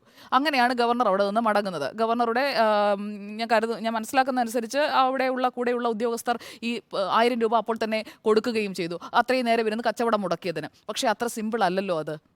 ഒരു ഗവർണർ അദ്ദേഹത്തിന്റെ വാഹനത്തിൽ നിന്നിറങ്ങി നിശ്ചയിച്ച പരിപാടിക്ക് പോകാതെ, പരിപാടിക്ക് വൈകി എത്തിയപ്പോൾ അദ്ദേഹം പറയുന്നുണ്ട്, ഇങ്ങനെയൊരു സംഭവം ഉണ്ടായതുകൊണ്ടാണ് എനിക്ക് ആ നിശ്ചയിച്ച പരിപാടിക്ക്, സർക്കാർ പരിപാടിയാണെന്ന് തോന്നുന്നു അല്ലേ, അപ്പോൾ ആ പരിപാടിക്ക് എത്താൻ തനിക്ക് കഴിയാതെ പോയത് ഈ പ്രതിഷേധം കൊണ്ടാണെന്ന് ഗവർണർ പറയുകയാണ്. അവിടെ ഗവർണർക്ക് വാഹനത്തിന് പുറത്തേക്ക് ഇറങ്ങേണ്ടി വന്നത് എന്തുകൊണ്ടാണ്? പോലീസ് വേണ്ട രീതിയിൽ ആക്ഷനിലേക്ക് പോകാത്തത് കൊണ്ടാണ്. അതൊരു വസ്തുത തന്നെയാണ്. കാരണം 100 പോലീസുകാരുള്ളപ്പോൾ FIRൽ പേരുള്ളത് 17 പിന്നെ 5 പേരറിയാത്ത അൺനോൺ പേഴ്സൺസ് 5+17 അങ്ങനെയാണ് ഗവർണർ പറഞ്ഞത്. അപ്പോൾ 22 പേരെ നിയന്ത്രിക്കാൻ 100 പോലീസുകാർക്ക് കഴിയുന്നില്ലേ? കേരളത്തിലെ പോലീസ് എന്ന് പറയുന്നത് അത്ര മോശമൊന്നുമല്ല. കേരളത്തിലെ പോലീസിന് കൃത്യമായി ഗുഡ് സർവീസ് എൻട്രി അല്ലേ കൊടുത്തത് നവകേരള സദസ്സിൽ കൃത്യമായി കാര്യങ്ങൾ നിയന്ത്രിച്ചതിന്. ആ ഗുഡ് സർവീസ് എന്തുകൊണ്ട് ഗവർണറുടെ ഭാഗത്ത് അല്ലെങ്കിൽ ഗവർണറെ തടയാൻ വരുമ്പോൾ കാണുന്നില്ല? പിന്നെ കരുതൽ തടങ്കൽ, എന്തുകൊണ്ടാണ് കരുതൽ തടങ്കൽ SFIക്കാരുടെ കാര്യത്തിൽ ഉണ്ടാകാത്തത്? KSUവിനെ കരുതൽ തടങ്കലിൽ വെക്കുന്നുണ്ടല്ലോ, യൂത്ത് കോൺഗ്രസിനെ കരുതൽ തടങ്കലിൽ വെക്കുന്നുണ്ടല്ലോ, അതും പുലർച്ചെയൊക്കെയാണ്. നവകേരള സദസ്സിനിടയിൽ നമ്മൾ കണ്ടതാണല്ലോ ആദ്യന്തം ഉണ്ടായിരുന്ന കരുതൽ തടങ്കൽ. ഇവിടെ എന്താ SFIക്ക് കരുതൽ തടങ്കൽ വേണ്ടേ? SFIക്കാർ ഈ കരിങ്കൊടി പ്രതിഷേധം കാണിക്കുമെന്ന് അവർ പ്രഖ്യാപിച്ചതാണല്ലോ. കരിങ്കൊടിയുമായി ഗവർണറുടെ വാഹനത്തിൽ പോയി തട്ടി എന്നത് വ്യക്തമായതാണല്ലോ തിരുവനന്തപുരത്ത്. അതിനുശേഷവും തുടർച്ചയായി ഈ പ്രതിഷേധം ഉണ്ടാകുന്നത് കണ്ടിട്ടും അവരെ കരുതൽ തടങ്കലിൽ വെക്കുന്നില്ല. Point number 1. രണ്ടാമത്തേത്, ഈ SFIക്കാർ അവിടെ വന്ന് ഈ കരിങ്കൊടി കാണിച്ച് അവർക്ക് സുഗമമായി, അതായത് കരിങ്കൊടി കാണിക്കാൻ ഉദ്ദേശിച്ചവർക്ക് കരിങ്കൊടി കാണിച്ച് തീർക്കുന്നത് വരെയുള്ള ഒരു സാവകാശം കിട്ടുന്നുണ്ട്. അത് ദൃശ്യങ്ങളിൽ വളരെ വ്യക്തമാണ്. തിരുവനന്തപുരത്തും വ്യക്തമാണ്, നിലമേലിലും വ്യക്തമാണ്. മാത്രമല്ല ഗവർണർ ഇന്ന് ചോദിക്കുന്നുണ്ടല്ലോ, ഞാൻ എപ്പോഴാണ് പുറത്തേക്ക് ഇറങ്ങിയത്? കേരള പോലീസ് മികച്ച സേനയാണെന്ന് പറഞ്ഞുകൊണ്ട് അദ്ദേഹം ചോദിക്കുന്നുണ്ട്, ഞാൻ എപ്പോഴാണ് പുറത്തിറങ്ങിയത്? ആദ്യത്തെ സ്ഥലത്തല്ല, പാലക്കാട്ട് പറഞ്ഞല്ലോ. അവിടെ എന്താണ് സംഭവിച്ചത്? പാലക്കാട്ട് കരിങ്കൊടിയുമായി വന്നതിന് ശേഷം എന്താണ് സംഭവിച്ചത്? പാലക്കാട്ട് ഈ പറയുന്ന കരിങ്കൊടി പ്രതിഷേധക്കാരെ തടയാനുള്ള എന്ത് നടപടിയാണ് ഉണ്ടായത്? മുഖ്യമന്ത്രിയുടെ യാത്രയിൽ പോലീസ് എടുത്ത നടപടി ഇതാണോ? ഗുഡ് സർവീസ് എൻട്രി കിട്ടിയ പോലീസുകാരടക്കമുള്ളവർ സ്വീകരിച്ച നയവും സമീപനവും എന്തായിരുന്നു? പിന്നെ ഈ പറയുന്ന വോളണ്ടിയർമാരായി വന്ന ഡിവൈഎഫ്ഐക്കാരുടെ നിലപാട് എന്തായിരുന്നു? പൂച്ചട്ടി രക്ഷാപ്രവർത്തനം എന്തായിരുന്നു? അത് ജീവൻ രക്ഷാപ്രവർത്തനമായിരുന്നു എന്നുള്ള പറഞ്ഞതൊക്കെ ന്യായീകരിക്കുന്നതൊക്കെ നമ്മൾ ഒരു ഭാഗത്ത് മുഖ്യമന്ത്രിയെ കണ്ടതാണ്. ഇവിടെ രക്ഷാപ്രവർത്തനമൊന്നും നടത്താൻ ഡിവൈഎഫ്ഐക്കാർ വരണ്ട, ഗവർണർക്ക് വേണ്ടി രക്ഷാപ്രവർത്തനം നടത്താൻ ഡിവൈഎഫ്ഐക്കാർ വരണ്ട. പക്ഷേ നിൽക്കുന്ന 100ഓളം പോലീസുകാർക്ക് കൃത്യമായ നിർദ്ദേശം കൊടുക്കാമല്ലോ. കരിങ്കൊടി പ്രതിഷേധത്തിനായി ഇന്ന സ്ഥലങ്ങളിൽ ആളുകൾ നിലയുറപ്പിച്ചിട്ടുണ്ട്. അങ്ങനെയുള്ള രഹസ്യാന്വേഷണ റിപ്പോർട്ടോ അല്ലെങ്കിൽ മറ്റ് റിപ്പോർട്ടുകളോ ഒന്നും കിട്ടാതിരിക്കുന്നു എന്ന് പറഞ്ഞു കഴിഞ്ഞാൽ അത് വിശ്വസിക്കാൻ കുറച്ച് ബുദ്ധിമുട്ടുണ്ട്. അപ്പോൾ ഇവിടെ കൈവിട്ട കളി കളിക്കുന്നത് ഗവർണർ മാത്രമല്ല എന്നത് വ്യക്തമാണ്. പിന്നെ CRPF വന്നതിനെക്കുറിച്ച്, ഗവർണറുടെ സുരക്ഷ CRPFന് കൈമാറിയതിൽ ഗവർണർ പറയുന്നു ഞാൻ ആവശ്യപ്പെട്ടിട്ടല്ല എന്ന്. ഇന്ന് രാജ്ഭവന്റെ ഭാഗത്തു നിന്നുള്ള ഔദ്യോഗിക വിശദീകരണം ഇന്ന് എക്സിൽ ഒരു പോസ്റ്റായി വന്നിട്ടുണ്ട്. Union home ministry has informed Kerala Raj Bhavan that Z+ security cover of CRPF is being extended to honourable governor and Kerala Raj Bhavan. അതായത് ആ സംഭവം ഉണ്ടായി, നിലമേൽ സംഭവം ഉണ്ടായി, അത് പൊടുന്നനെ സംഭവിച്ചതാണെന്നൊന്നും ഞാൻ കരുതുന്നില്ല. നേരത്തെയും ഗവർണറെ തടഞ്ഞതും അതുപോലെ തന്നെ ഗവർണർ ആവശ്യപ്പെട്ട FIRൽ കൂടുതൽ വകുപ്പുകൾ തിരുവനന്തപുരം സംഭവത്തിൽ കൂട്ടിച്ചേർത്തതുമൊക്കെ കേന്ദ്ര ആഭ്യന്തര മന്ത്രാലയത്തിനും അറിയാത്ത കാര്യമൊന്നുമല്ല. കാര്യങ്ങളൊക്കെ നിരീക്ഷിക്കുന്നുമുണ്ടാകണം. കാരണം ഒരു സംസ്ഥാനത്തിൻ്റെ ഗവർണറാണ്. അപ്പോൾ ആ പദവിക്ക്, ആ പ്രവർത്തനത്തിന് അദ്ദേഹത്തിന് കഴിയാത്ത ഒരു സാഹചര്യമുണ്ടെങ്കിൽ ഇടപെടാനുള്ള പ്രൊവിഷൻ അവിടെ ഉണ്ട് എന്ന് തന്നെയാണ് ഞാൻ മനസ്സിലാക്കുന്നത്. ഇപ്പോൾ ചീഫ് സെക്രട്ടറിയോട് വിശദീകരണവും ചോദിച്ചിട്ടുണ്ട്. എന്താണ് സംഭവിച്ചത്? ഗവർണറെ തടയാൻ SFIക്കാർ വന്നപ്പോൾ സുരക്ഷയൊരുക്കുന്നതിൽ വീഴ്ചയുണ്ടായോ എന്നതിലടക്കം വിശദീകരണം കൊടുത്തേ പറ്റുള്ളൂ. അത് ആ രീതിയിൽ കൊടുക്കാൻ നിർബന്ധിതമാകുന്ന ഒരു സാഹചര്യം അവിടെ ഉണ്ടായത് കൃത്യമായി കരുതൽ തടങ്കൽ അടക്കമുള്ള കാര്യങ്ങൾ അറിയാം, മറ്റിടങ്ങളിൽ ചെയ്യുന്നുണ്ട്. അപ്പോൾ KSUവിനെയും യൂത്ത് കോൺഗ്രസിനെയും കരിങ്കൊടി കാണിക്കാൻ സമ്മതിക്കില്ല. SFI ആണെങ്കിൽ കരിങ്കൊടി കാണിച്ച് പൂർത്തിയാക്കുന്നത് വരെ, ഞാൻ ആ വാക്ക് തന്നെയാണ് ഉപയോഗിക്കുന്നത്, കരിങ്കൊടി കാണിച്ച് പൂർത്തിയാക്കുന്നത് വരെ പോലീസ് അനങ്ങില്ല. അതാണ് ഇരട്ട നീതി എന്ന് പറഞ്ഞ് ചോദ്യം ചെയ്യപ്പെടുന്നത്. അങ്ങനെ ഒരു ഇരട്ട നീതി ഉണ്ടെങ്കിൽ അതൊരു കൈവിട്ട കളി തന്നെയാണ്. അത് നിയന്ത്രിക്കപ്പെടേണ്ടത് തന്നെയാണ്. അക്കാര്യത്തിൽ ഗവർണർക്ക് അസ്വാസ്ഥ്യമുണ്ടെങ്കിൽ ചികിത്സ തേടാം, അല്ലെങ്കിൽ ഏത് രോഗമാണെന്നുള്ളതിന് പരിഹാരം കാണാം എന്നൊക്കെ പറഞ്ഞ് ഗവർണറെ പറയുന്നതിനൊപ്പം തന്നെ ആ പറഞ്ഞയാളും അത് പരിശോധിക്കേണ്ട കാര്യം ഇവിടെ ഉണ്ട് എന്നാണ് തോന്നുന്നത്. കാരണം പരസ്പരം അപഹസിച്ചൊന്നുമല്ല, കൃത്യമായ നടപടിയെടുക്കാനായിട്ടാണ് മുഖ്യമന്ത്രി തയ്യാറാകേണ്ടത് എന്നുള്ളതാണ് ഇതിൽ ആദ്യഘട്ടത്തിൽ എനിക്ക് പറയാനുള്ളത്. ഇതിപ്പോൾ സുജയ് ഈ രണ്ട് നീതി കാര്യം തന്നെയാണ് വിശദീകരിച്ചിരിക്കുന്നത്. ഇന്ന് മുഖ്യമന്ത്രി വാർത്താ സമ്മേളനത്തിൽ പറഞ്ഞ ഒരു കാര്യം രസകരമായി തോന്നി. പ്രതിഷേധം നടക്കുമ്പോൾ അധികാര സ്ഥാനത്തിരിക്കുന്നവർ സ്വീകരിക്കേണ്ട സമീപനം എന്താണ് എന്നതാണ് പ്രശ്നം. മുഖ്യമന്ത്രി പോകുമ്പോൾ എന്താണ് സ്ഥിതി എന്നാണ്. എല്ലാം നിങ്ങൾ കണ്ടതാണ്, വിവിധ പ്രതിഷേധങ്ങൾ വന്നില്ലേ, അവിടെ നിന്ന് എന്താണ് പോലീസ് ചെയ്യുന്നത് നോക്കാൻ ഞാൻ ശ്രമിച്ചിട്ടുണ്ടോ എന്നുള്ളതാണ് അദ്ദേഹം ചോദിക്കുന്നത്. അപ്പോൾ ഉന്നത സ്ഥാനത്തിരിക്കുന്നവർ, അധികാര സ്ഥാനത്തിരിക്കുന്നവർ സ്വീകരിക്കേണ്ട സമീപനം, അത് നമ്മൾ നവകേരള യാത്രയിൽ മുഖ്യമന്ത്രി എന്ത് സമീപനമാണ് എടുത്തത് കണ്ടാണ്. അതേ രൂപത്തിലുള്ള പ്രതികരണം ഗവർണർ നടത്തിയിട്ടുണ്ട്. നിയമത്തിന് അതീതമെന്ന് ചിലർക്ക് അധികാരം കിട്ടുമ്പോൾ തോന്നുന്നു. ഇവർ രണ്ടുപേരും തമ്മിൽ എന്താണ് സമർത്ഥിക്കാൻ നോക്കുന്നത്? രണ്ടുപേരും അവനവനെ കുഴപ്പത്തിലാക്കുന്ന രണ്ട് പ്രതികരണങ്ങളാണ് നടത്തിയെന്നാണ് എനിക്ക് തോന്നുന്നത്. ഈ സുജയ പറഞ്ഞ രണ്ട് കാര്യങ്ങളോടുള്ള പ്രതികരണം പറയാം. ഒന്ന്, ഈ പറയുന്ന UDFന്റെ സമീപനം, പോലീസ് കളിയാണ് അല്ലെങ്കിൽ ഒത്തു കളിയാണ് എന്ന് പറയുന്നത്. എന്താണ് UDF ഇതിൽ അനുഭവിക്കുന്ന ഒരു പ്രതിസന്ധി? നോക്കൂ, കേരളത്തിൽ കേരള സർക്കാരിനെതിരായിട്ടുള്ളൊരു ജനവികാരം രൂപപ്പെട്ടിട്ടുണ്ട് എന്നുള്ളത് ഏറ്റവും നന്നായി ബോധ്യപ്പെട്ടുള്ളത് CPMനാണ്. കേരള സർക്കാരിനും അത് നല്ല ബോധ്യമുണ്ട്. അതുകൊണ്ടാണ് അവർ നവകേരള സദസ്സ് എന്നൊരു പരിപാടി നടത്തിയത്. അങ്ങനെ സംസ്ഥാനത്തിൻ്റെ മന്ത്രിസഭ ഒന്നടങ്കം കേരളത്തിലെ 140 മണ്ഡലങ്ങളിലും യാത്ര ചെയ്യുകയും എന്താണ് സംസ്ഥാന സർക്കാർ നേരിട്ടുകൊണ്ടിരിക്കുന്ന പ്രതിസന്ധി എന്ന് ജനങ്ങളെ ബോധ്യപ്പെടുത്താൻ ശ്രമിക്കുകയും ചെയ്തു. അപ്പോൾ അത് യഥാർത്ഥത്തിൽ ഒരു തെരഞ്ഞെടുപ്പ് ആക്ടിവിറ്റി തന്നെയാണ്. അക്കാര്യത്തിലൊരു സംശയമില്ല. അതിനകത്ത് അതൊരു രാഷ്ട്രീയ യാത്ര തന്നെയായിരുന്നു. അതെന്തുകൊണ്ടാണ് രാഷ്ട്രീയ യാത്ര നടത്തുന്നത്? കേരളത്തിൽ തങ്ങൾക്കെതിരായിട്ടുള്ളൊരു വികാരമുണ്ട് എന്ന് അവർക്ക് ബോധ്യമുണ്ട്. അതിന് വിവിധ കാരണങ്ങളുണ്ട്. ഇപ്പം നമ്മളെപ്പോഴും പറയുന്ന ക്ഷേമ പെൻഷൻ്റെ പ്രശ്നങ്ങൾ, സബ്സിഡിയിൽ സാധനങ്ങൾ കിട്ടാതായതിൻ്റെ ആത്മഹത്യകൾ. പ്രശ്നങ്ങൾ, കർഷകരുടെ ആത്മഹത്യകൾ, നെല്ല് സംഭരണത്തിൻ്റെ പ്രശ്നങ്ങൾ, ഇങ്ങനെ ഒട്ടനവധി പ്രതിസന്ധികൾ കേരളം അനുഭവിച്ചുകൊണ്ടിരിക്കുമ്പോൾ സ്വാഭാവികമായും കേരളത്തിൽ അധികാരത്തിലിരിക്കുന്ന സർക്കാർ അൺപോപ്പുലർ ആകും. അപ്പോൾ അൺപോപ്പുലർ ആയി കഴിഞ്ഞാൽ ഇപ്പോൾ നടക്കാനിരിക്കുന്ന തെരഞ്ഞെടുപ്പിൽ അത് സ്വാഭാവികമായും ജനവിധിയെ സ്വാധീനിക്കും. അപ്പം ആ പൊളിറ്റിക്കൽ ക്യാപിറ്റലാണ് UDFിൻ്റെ ശക്തി എന്ന് പറയുന്നത്. UDF ഇപ്രാവശ്യം വലിയ തോതിൽ വിജയിച്ചു വരുമെന്ന് അവർ പ്രതീക്ഷ വെച്ച് പുലർത്തുന്നതിൻ്റെ അടിസ്ഥാന കാരണം എന്ന് പറയുന്നത് ഈ കേരള സർക്കാരിനെതിരായിട്ടുള്ള ജനവികാരമാണ്. പക്ഷേ ഇവിടെ ഒരു വളരെ പ്രധാനപ്പെട്ട കാര്യമുണ്ട്. എന്താണ്? കേരളത്തിൻ്റെ ജയപരാജയങ്ങളെ, കേരളത്തിലെ ലോക്സഭാ തെരഞ്ഞെടുപ്പിലും നിയമസഭാ തെരഞ്ഞെടുപ്പുകളിലും ജയപരാജയങ്ങളെ നിശ്ചയിക്കുന്നതിനകത്ത് ന്യൂനപക്ഷ വോട്ടുകൾക്ക് വലിയ പങ്കാണുള്ളത്. ആ ന്യൂനപക്ഷ വോട്ട് എങ്ങോട്ട് തിരിയുന്നു എന്നതിനനുസരിച്ചാണ് ഈ ഭരണം പലപ്പോഴും മാറുന്നത്. ഇപ്പോൾ 2016 കേരളത്തിൽ പിണറായി സർക്കാർ അധികാരത്തിൽ വരുന്നത് പോലും മുസ്ലിം മതന്യൂനപക്ഷം വൻതോതിൽ ഇടതുപക്ഷത്തെ സപ്പോർട്ട് ചെയ്തുകൊണ്ടാണ്. അപ്പോൾ അതിന് കാരണം എന്താണ്? ഇടതുപക്ഷമാണ് യഥാർത്ഥത്തിൽ BJPയുടെ വർഗീയ രാഷ്ട്രീയത്തിനെ ചെറുക്കുന്നത് എന്ന ബോധ്യം ന്യൂനപക്ഷങ്ങൾക്കുള്ളത് കൊണ്ടാണ് അവർ ആ കാലഘട്ടത്തിൽ കൃത്യമായി പിണറായി സർക്കാരിനെ പിന്തുണച്ചത്. 2021 തെരഞ്ഞെടുപ്പിലേക്ക് വരുമ്പോൾ കോവിഡ് അടക്കമുള്ള സാഹചര്യത്തിനോടൊപ്പം തന്നെ വീണ്ടും ഈ പിന്തുണ ലഭിക്കുന്നു എന്നുള്ളതാണ്. ആ പിന്തുണ പരമാവധി ചോർന്നൊലിച്ചു പോയിരിക്കുന്നു UDFിൽ എന്നുള്ളത് UDF തിരിച്ചറിയുന്ന ഒരു രാഷ്ട്രീയ യാഥാർത്ഥ്യമാണ്. ഇപ്പോൾ ആരിഫ് മുഹമ്മദ് ഖാൻ റെപ്രസെൻ്റ് ചെയ്യുന്ന രാഷ്ട്രീയം എന്താണ്? ആ രാഷ്ട്രീയം എന്ന് പറയുന്നത് BJPയുടെയും കേന്ദ്ര സർക്കാരിൻ്റെയും രാഷ്ട്രീയമാണ്. ആ രാഷ്ട്രീയത്തിനെതിരായി ഇവിടെ ശക്തമായ നിലപാടെടുത്തുകൊണ്ടിരിക്കുന്നത് ആരാണ്? അല്ലെങ്കിൽ യുദ്ധം നടക്കുന്നത് ആര് തമ്മിലാണ്? പിണറായി വിജയനും ആരിഫ് മുഹമ്മദ് ഖാനും തമ്മിലാണ്. എന്താണ് പിണറായി വിജയനും CPM ആരിഫ് മുഹമ്മദ് ഖാനെ കുറിച്ച് പറയുന്നത്? കേന്ദ്ര സർക്കാരിൻ്റെ താല്പര്യങ്ങൾ ഇവിടെ നടത്താൻ ശ്രമിക്കുന്നു. അതാണ്, കേന്ദ്ര സർക്കാരിൻ്റെ ഏജന്റാണ്. അപ്പോൾ കേന്ദ്ര സർക്കാരിൻ്റെ ഏജന്റായ ഒരാളെ വലിയ ശക്തമായി നേരിടുമ്പോൾ സ്വാഭാവികമായും അത് ന്യൂനപക്ഷ വിഭാഗങ്ങൾക്കിടയിൽ ഉണ്ടാക്കുന്ന ഒരു ഇഫക്റ്റ് ഉണ്ട്. ആ ഇഫക്റ്റ് പൊളിറ്റിക്കലി ഉപയോഗപ്പെടുത്താൻ കഴിയുകയാണെങ്കിൽ, രാഷ്ട്രീയമായി ഉപയോഗപ്പെടുത്താൻ കഴിയുകയാണെങ്കിൽ സ്വാഭാവികമായും ഈ നടക്കാനിരിക്കുന്ന ലോക്സഭാ തെരഞ്ഞെടുപ്പിൽ UDFിൻ്റെ സാധ്യതയെ പറയാം. അപ്പോൾ UDFിന് ഒരു കാരണവശാലും ഈ പോരാട്ടത്തെ അംഗീകരിക്കാൻ കഴിയില്ല എന്ന് മാത്രമല്ല, അതിൻ്റെ രാഷ്ട്രീയ അപകടം മനസ്സിലാക്കുന്നതുകൊണ്ടാണ് ഇതൊരു ഒത്തുകളിയാണ്, ഇതൊരു നാടകമാണ്, ഇവിടെ LP സ്കൂളിലെ പിള്ളേരെ പോലെ അങ്ങോട്ടും ഇങ്ങോട്ടും മുഖം തിരിച്ച് നിൽക്കുകയാണ്, പക്ഷേ അടിസ്ഥാനപരമായി ഇവരൊക്കെ ഒന്നാണ്, ഇവർ പലതരത്തിലുള്ള ഒത്തുതീർപ്പുകൾ നടപ്പാക്കിക്കൊണ്ടിരിക്കുന്നു എന്ന് നിരന്തരം VD സതീശനും K സുധാകരനും അടക്കമുള്ള നേതാക്കൾക്ക് പറഞ്ഞുകൊണ്ടിരിക്കേണ്ടി വരുന്നത് യഥാർത്ഥത്തിൽ ഇത്തരത്തിൽ ന്യൂനപക്ഷങ്ങൾക്കിടയിൽ എന്ത് ഇമ്പാക്റ്റ് ഇതുണ്ടാക്കും, അത് പോസിറ്റീവായി CPMനും ഇടതുപക്ഷത്തിനും അനുകൂലമാകുമോ എന്നുള്ള ആശങ്ക കൊണ്ടാണ്. ഇനി രണ്ടാമത്തെ പ്രശ്നം എന്ന് പറയുന്നത് ഇരട്ട നീതിയുടെ പ്രശ്നമാണ്. ശരിയാണ്, ഇപ്പോൾ നമ്മൾ കണ്ടതാണ് ഈ പറയുന്ന നവകേരള സദസ്സുമായി ബന്ധപ്പെട്ടുണ്ടായ കരിങ്കൊടി പ്രതിഷേധങ്ങളെ കൈകാര്യം ചെയ്തിരിക്കുക. അത് നമ്മളെല്ലാവരും എന്ന് മാത്രമല്ല കേരളം ആകെ തന്നെയും വലിയ രീതിയിൽ അപലപിച്ചതാണ് അല്ലേ. ഈ പറയുന്ന ജീവൻ രക്ഷാപ്രവർത്തനം എന്ന് പറയുന്ന വാക്കൊക്കെ എത്രമാത്രം പരിഹസിക്കപ്പെട്ടു. അതുപോലെ തന്നെ കേരളത്തിൻ്റെ ഒരു മനോവികാരം ഉണർന്നു. ഈ പറയുന്ന കുട്ടികളെ ഇങ്ങനെ പൂച്ചട്ടിക്ക് കൊണ്ടടിച്ച് തകർക്കുക, അതുപോലെ തന്നെ എന്താണ് മുഖ്യമന്ത്രിയുടെ സുരക്ഷാ ഉദ്യോഗസ്ഥർ ഇറങ്ങി ആളുകളെ അടിച്ച് തലപൊട്ടിക്കുക, ഇത്തരത്തിൽ വികലാംഗനെ ആക്രമിക്കുക, ഇതൊന്നും കേരളം പുറത്തിട്ടില്ല. അപ്പം അവിടെ അത് തെറ്റ് തന്നെയാണ് എന്ന കാര്യത്തിനകത്ത് പൊതുസമൂഹത്തിന് ബോധ്യമുണ്ട്. ഇപ്പുറത്ത് SFI ഒരു സമരത്തിൽ ഏർപ്പെട്ടിരിക്കുകയാണ്. ആ സമരത്തിൽ കരിങ്കൊടി പ്രതിഷേധം എന്ന് പറയുന്ന ആ സമരത്തിൻ്റെ ഭാഗമാണ്. ഞാൻ ആദ്യം മുതൽ തന്നെ എടുത്തിരിക്കുന്ന ഒരു നിലപാടുണ്ട് ഈ കാര്യത്തിൽ. ചില SFIയുടെ ഈ സമരത്തെ അനുകൂലിക്കുന്ന ഒരാളാണ് ഞാൻ. എന്തുകൊണ്ടാണെന്ന് വെച്ചാൽ, എന്താണ് SFIക്ക് ഗവർണറോടുള്ള പ്രതിഷേധം? ഗവർണർ കാലിക്കറ്റ് സെനറ്റിലേക്ക് സംഘപരിവാർ ബന്ധമുള്ള ആളുകളെ തിരികെ കയറ്റാൻ ശ്രമിച്ചു എന്നുള്ളതാണ്. സംഘപരിവാർ അഥവാ BJP അല്ലെങ്കിൽ ABVP ഈ ഇന്ത്യൻ രാഷ്ട്രീയത്തിൽ വലിയ സ്വാധീനമുള്ളൊരു പാർട്ടിയാണെന്ന് ഞാൻ അങ്ങനെ അവർക്കൊരു സ്വാധീനമില്ലെന്ന് എനിക്ക് പറയാൻ കഴിയില്ല. കാരണം ഇന്ത്യ ഭരിക്കുന്ന പാർട്ടിയാണ് BJP, ഇന്ത്യ ഭരിക്കുന്ന പാർട്ടിയുടെ വിദ്യാർത്ഥി സംഘടനയാണ് ABVP. അവർക്ക് കേരളത്തിലും 10-16% വോട്ടുണ്ട്. സ്വാഭാവികമായും നമ്മുടെ രാഷ്ട്രീയ രംഗത്ത് സാന്നിധ്യവും സ്വാധീനവുമുള്ളൊരു പാർട്ടി തന്നെയാണ് BJPയും ABVPയും. നമുക്ക് വേണമെങ്കിൽ നിഷ്കളങ്കമായി പറയാം, അവർക്കും കേരള യൂണിവേഴ്സിറ്റിയിൽ അല്ലെങ്കിൽ MG യൂണിവേഴ്സിറ്റിയിൽ കാലിക്കറ്റ് യൂണിവേഴ്സിറ്റിയിൽ വന്നുകൂടെ? വരാമല്ലോ. കാരണം വെച്ചാൽ കോൺഗ്രസിൻ്റെ പ്രതിനിധികൾക്ക് വരാമെങ്കിൽ, CPMൻ്റെ പ്രതിനിധികൾക്ക് വരാമെങ്കിൽ, BJPയുടെ പ്രതിനിധികൾക്കും വരാം. പ്രശ്നം SFI നിലപാടെടുത്തിരിക്കുന്നത് ഒരു മതേതര സമൂഹത്തിനും മതേതര വിദ്യാഭ്യാസ പദ്ധതിക്കും വേണ്ടിയിട്ടാണ്. അവരുടെ ആശയം തന്നെ അതാണ്.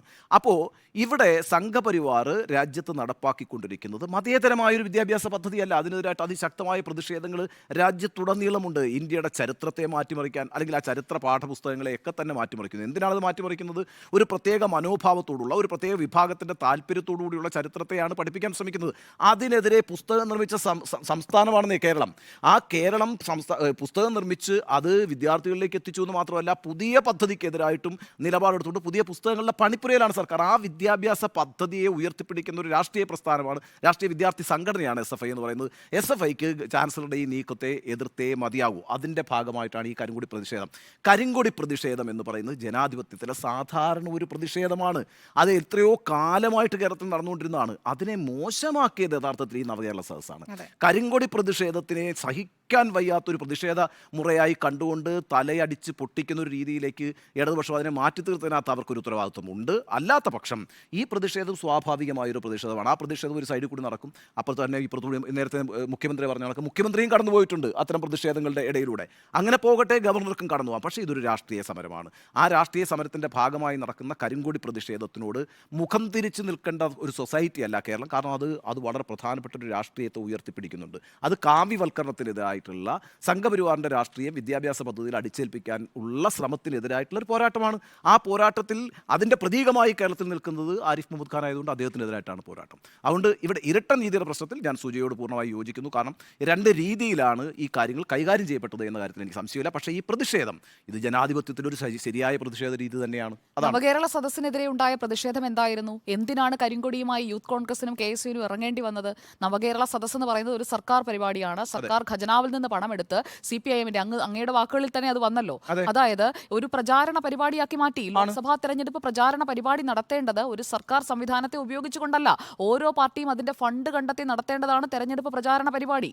അപ്പോൾ കേന്ദ്ര സർക്കാർ ഫണ്ട് ഉപയോഗിച്ച് BJP പ്രചാരണ പരിപാടി നടത്തുകയാണെങ്കിൽ അതിനെ നിശിതമായി വിമർശിക്കുന്നവർ ഇതിനെയും വിമർശിക്കണം. അതെ, അല്ല ആ വിമർശനമുണ്ട്. ഞാൻ പറയുന്നത് ഈ നവകേരള സദസ്സ് അപ്പോൾ യൂത്ത് കോൺഗ്രസിന്റെയും യഥാർത്ഥത്തിൽ നവകേരള സദസ്സ് എന്ന് പറയുന്നത് അവരുടെ സർക്കാരിന്റെ ഒരു പൊളിറ്റിക്കൽ പരിപാടിയായിരുന്നു എന്ന് തുടക്കം മുതൽ തന്നെ നിലപാടുള്ള ആളാണ് ഞാൻ. അത് ശരിക്കും പറഞ്ഞാൽ കേരളത്തിൽ ആദ്യഘട്ടത്തിൽ എന്താ സംഭവിച്ചത്? കേരളത്തിലെ ജനങ്ങളോട് കേന്ദ്ര സർക്കാർ എങ്ങനെയാണ് കേരളത്തെ സാമ്പത്തികമായി ബുദ്ധിമുട്ടിക്കുന്നത് എന്ന് വിശദീകരിക്കാൻ വേണ്ടിയിട്ടാണല്ലോ നവകേരള സദസ്സ് സംഘടിപ്പിച്ചിട്ടുള്ളത്. അതിന് വേണ്ടിയിട്ടാണ് പോകുന്നത്. അതിനകത്തൊരു രാഷ്ട്രീയമുണ്ട്. അത് കേന്ദ്രത്തിന്റെ BJPയുടെ രാഷ്ട്രീയത്തിനെതിരായിട്ടുള്ളൊരു കാര്യമാണ്. ഒപ്പം തന്നെ കേരളത്തിന്റെ സാമ്പത്തിക രംഗം, ആ സാമ്പത്തിക രംഗത്തുണ്ടാകുന്ന ബുദ്ധിമുട്ടുകൾ എങ്ങനെയാണ് കേരളീയരുടെ ജീവിതത്തെ ബാധിക്കുന്നത്, അതിനകത്ത് ഞങ്ങൾക്ക് ഡയറക്റ്റായ ഒരു ഉത്തരവാദിത്വം ഇല്ല എന്ന് തെളിയിക്കലും അല്ലെങ്കിൽ അത് വിശദീകരിക്കലുമായിരുന്നു സർക്കാരിന്റെ ലക്ഷ്യം. അതൊരു രാഷ്ട്രീയ പ്രചാരണ പരിപാടിയാണ്, ഒരു സംശയമില്ല. അത് അതിന്റെ പ്രഖ്യാപിത ലക്ഷ്യങ്ങളിൽ ഒന്ന് നിവേദനങ്ങൾ സ്വീകരിക്കുക, പരാതികൾക്ക് തീർപ്പുണ്ടാക്കുക എന്നാണ്. 6 ലക്ഷത്തിൽ പരം പരാതികൾ സ്വീകരിച്ചിട്ട് ഇന്നിപ്പോൾ എത്ര ദിവസമായി? അതിൽ എത്ര എണ്ണം പരിഹരിച്ചു? അപ്പോൾ അതിനായിരുന്നില്ല സർക്കാരിന്റെ താല്പര്യം. സർക്കാരിന്റെ താല്പര്യം എന്ന് പറയുന്നത് കേവലം രാഷ്ട്രീയ പ്രചാരണം മാത്രമായിരുന്നു. അതിനായി ബൂത്ത് തലം മുതലുള്ള സംഘടനയുടെ ആ ഒരു കൃത്യമായ താഴെ തട്ട് മുതലുള്ള കാര്യങ്ങളുടെ ഏകോപനമാണ് അവിടെ സംഭവിച്ചത്. ഓരോ ബൂത്ത് കമ്മിറ്റിയും ഇത്ര പേരെ നിശ്ചിതമായി പങ്കെടുപ്പിക്കണം, എങ്ങനെയാണ് സംഘടനാ സംവിധാനം ചലിക്കേണ്ടത്, എവിടെയൊക്കെ സംഘടനാ സംവിധാനത്തിന് ഒരു ഊർജ്ജക്കുറവ് ഉണ്ടായിട്ടുണ്ടോ അതൊക്കെ നികത്താനാണ് നവകേരള സദസ്സിനെ ഉപയോഗിച്ചത്. അപ്പോൾ ഒരു സർക്കാർ സംവിധാനത്തെ ഉപയോഗിച്ചുകൊണ്ട് പാർട്ടിയെ ശക്തിപ്പെടുത്തുന്നതിനെ നോക്കി നിൽക്കാൻ യൂത്ത് കോൺഗ്രസിനോ KSUവിനോ കഴിയില്ല. അതുകൊണ്ടാണ് അവരതിനോട് പ്രതികരിച്ചത്. KSUവിന്റെ പ്രതിഷേധം യഥാർത്ഥത്തിൽ നവകേരള സദസ്സിനെതിരെ ആയിരുന്നില്ല. അപ്പോൾ കോൺഗ്രസ് ആയാലും അതിൽ നിന്ന് വിട്ടുനിൽക്കുമെന്നല്ലാതെ ഒരു സമരത്തിലേക്ക് പോകുന്നുവെന്ന് ആദ്യം പ്രതികരിച്ചിരുന്നില്ലല്ലോ. മാത്രമല്ല ഈ വിദ്യാർത്ഥികളെ ഈ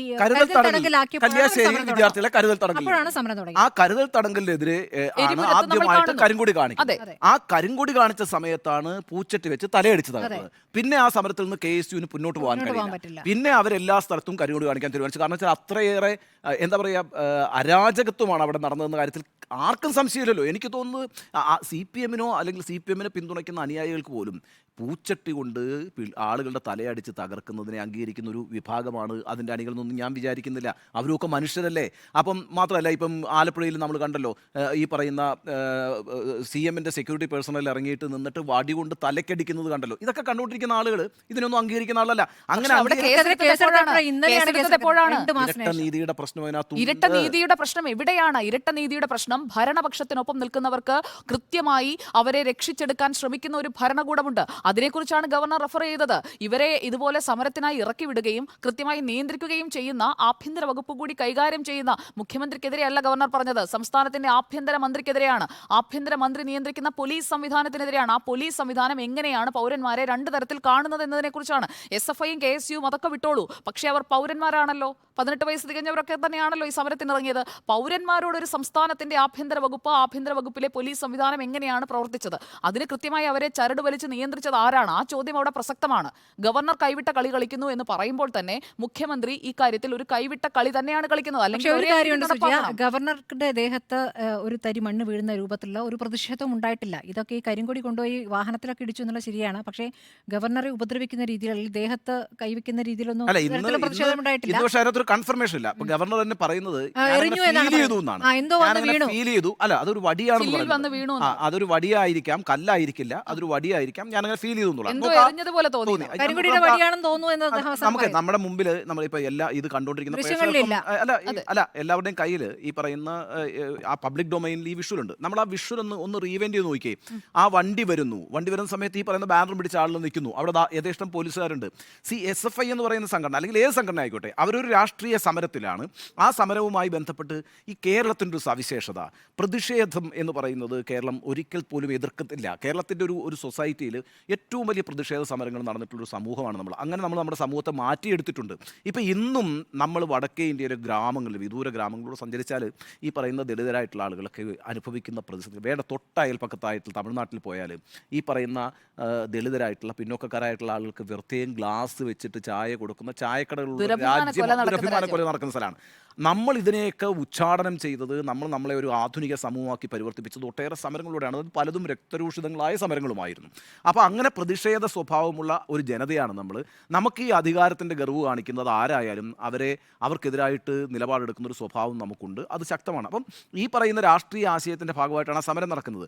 ആ സമരത്തിൻ്റെ ഭാഗമായിട്ട് ആ സമരം നടക്കുമ്പോൾ തന്നെ നിങ്ങൾക്ക് കടന്നു പോകാനുള്ള വഴിയിൽ ഒരു തടസ്സവും നിലനിൽക്കുന്നില്ല. ഗവർണർ അവിടെ ഇറങ്ങേണ്ട ഒരു സാഹചര്യം യഥാർത്ഥത്തിലല്ല. ഈ പറയുന്ന കണക്ക് ഗവർണറുടെ കല്ലിലേക്ക് വഴിയോരത്താണോ നിന്നത്?